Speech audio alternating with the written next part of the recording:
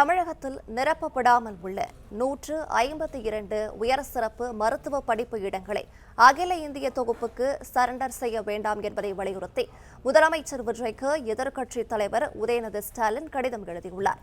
கூடுதல் விவரங்களை செய்தியாளர் மாணிக்கம் வழங்கிட கேட்கலாம். மாணிக்கம், விவரங்கள். முதலமைச்சர் விஜய்க்கு எதிர்க்கட்சித் தலைவர் உதயநிதி ஸ்டாலின் முதல் முறையாக ஒரு கடிதம் எழுதியிருக்கிறார். இந்த கடிதத்துல தமிழ்நாட்டுடைய உரிமைகள், அதுவும் குறிப்பாக மருத்துவ உரிமைகள் விட்டுக் கொடுத்து விடக் கூடாது என்பதை வலியுறுத்தி ஒரு கடிதம் எழுதியிருக்கிறார்.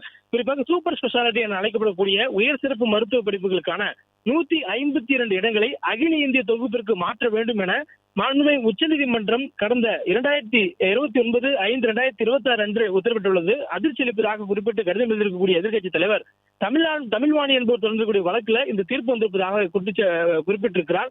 அதுவும் குறிப்பாக தமிழ்நாட்டில் 2025ஆம் ஆண்டு நீட் தேர்வின் அடிப்படையில் 430 சூப்பர் ஸ்பெஷாலிட்டி மருத்துவ இடங்களுக்கு நடைபெறும் கலந்தாய்வு 215 இடங்கள் இருப்பதாகவும், அதுல பணியில் இருக்கக்கூடியவர்களுக்கு 215 இடங்கள் கொடுக்கக்கூடிய சூழல்ல அந்த ஒதுக்கீடு செய்யப்படுவதாகவும், அதில் 63 இடங்கள் மட்டுமே கலந்தாய்வு மூலமா நிரப்பப்பட்டு இரண்டாவது கட்ட கலந்தாய்வு முடிந்த நிலையிலும் 152 இடங்கள் காலியாக இருந்ததாகவும் குறிப்பிடப்பட்டிருக்கிறது.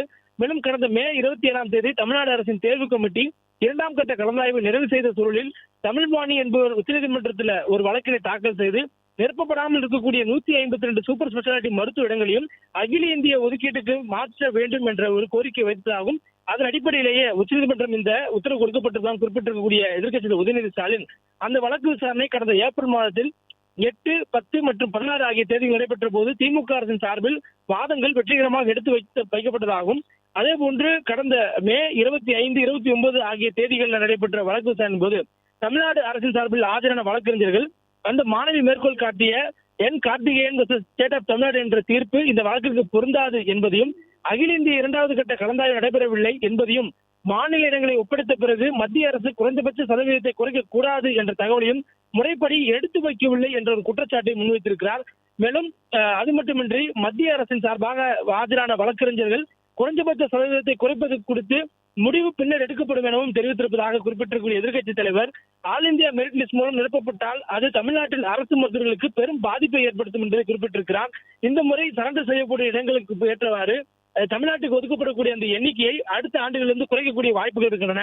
இது தமிழ்நாட்டில் அரசு மருத்துவர்களாக பணிபுரியக்கூடியவர்கள் உயர் சிறப்பு மருத்துவ படிப்புகள் படிப்பதற்கு ஒரு முட்டுக்கட்டையாக அமையும் என்பதை குறிப்பிட்டு இந்த கடிதத்தை எழுதியிருக்கிறார். மேற்படி முதலமைச்சர் அவர்கள் இதில் கவனம் செலுத்தி 152 உயர் சிறப்பு மருத்துவ படிப்பு இடங்களுக்கும் அகில இந்திய தொகுப்பிற்கு சரண்டர் செய்யப்படுவதை தடுத்து தமிழ்நாட்டில் உள்ள அரசு பணி மருத்துவர்கள் அந்த உயர் சிறப்பு மருத்துவ படிப்புக்குரிய இடங்களில் சேருவதற்கான சூழலை ஏற்படுத்தும்படி கேட்டுக்கொள்வதாக அந்த கடிதத்தில் உதயநிதி அவர்கள் குறிப்பிட்டிருக்கிறார்.